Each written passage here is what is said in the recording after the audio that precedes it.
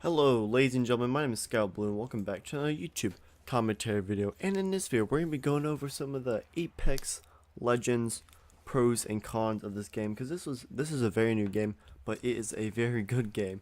It took 2 years of development to finally come out, and they just came out right out of the blue this Monday, or last Monday, and they've blown everybody away. So let's get into the pros and cons of this game. Overall, I think it's a very good game, but there are a little bit of tweaks they need to add, I guess, or mess around with. So first pro is the gunplay. Alright, Respawn Entertainment is made up of devs from Call of Duty series like Modern Warfare 4 and I think Modern Warfare 2 or 3, or all three of them.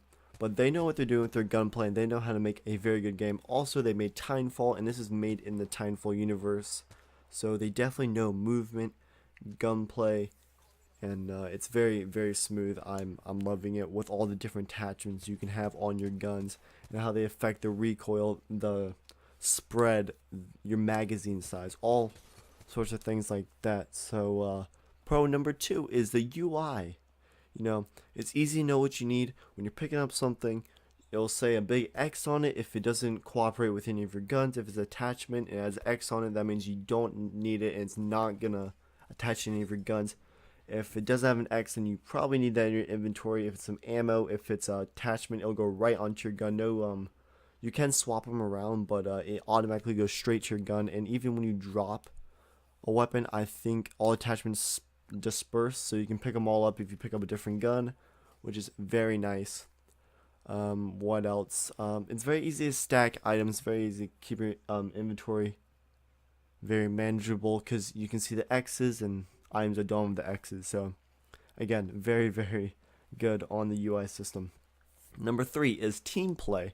They've put this on a huge emphasis, meaning you can ping items, which is absolutely amazing. You can ping items for a teammate, and a teammate can request an item, so you can ping it, and then that teammate can see, oh, he found that item for me. Now I don't have to ask around. And this is really helpful when obviously in early game, and also pinging system is good when you spot enemies. And a call out, the compass call out is pretty good, but if you mark them, your teammate can all direct their sights right to that marker, and it's great.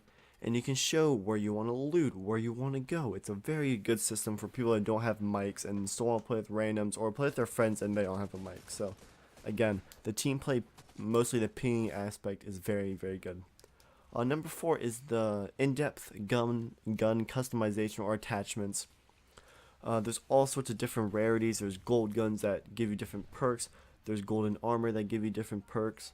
There's rarities of attachments that have more of a recoil buffer, or a stock that gives you more control, or a sight that there's a 4 to 8 times sight, or a 6 to 6 times sight. You know what I mean? So there's lots of attachments for every gun, different magazines, different headshot multipliers if you get that attachment. So very in depth, and it takes you definitely a few games or a while to get a grasp on it. Now let's get into the cons, because honestly, those are the pros that I could see that are unique to this game. I could say, oh, the movement's good, but they definitely, I kind of did say that, but you guys know what I mean. So let's get into the cons. The cons are sometimes people feel like bullet sponges. That's the first one, bullet sponges, which it can be very fast to heal up with the different characters you can play, which you can heal, or the different perks you can get throughout your attachments or armor. So it does sometimes feel like people are bullet sponges, but as you play the game, you can definitely start to get the meta of how the game is played. Number 2 is gun spawns. Now, right off the bat, you might run into a house or two and not find a gun, which I think that's a very bad issue. Because honestly, I need a fucking gun, to be honest. I think every crate should definitely have at least a pistol in there, or at least some sort of gun. Because, it is fun to get into fist fights. Not gonna lie, that is a lot of fun. But it's very annoying when you don't find a gun. Next is no duos or solos. Now, this can be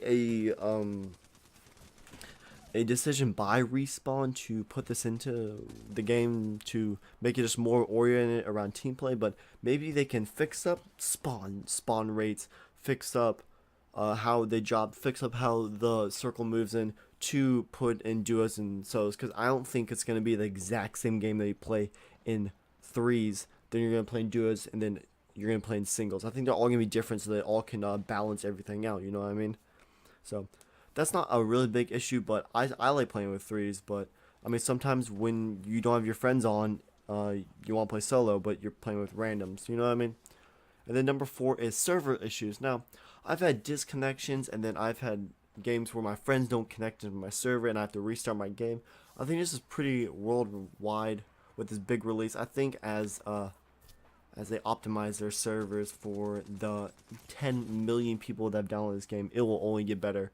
So yeah, just disconnection issues, connecting to games with your friends issues, which I mean I think they're gonna get fixed over time. I have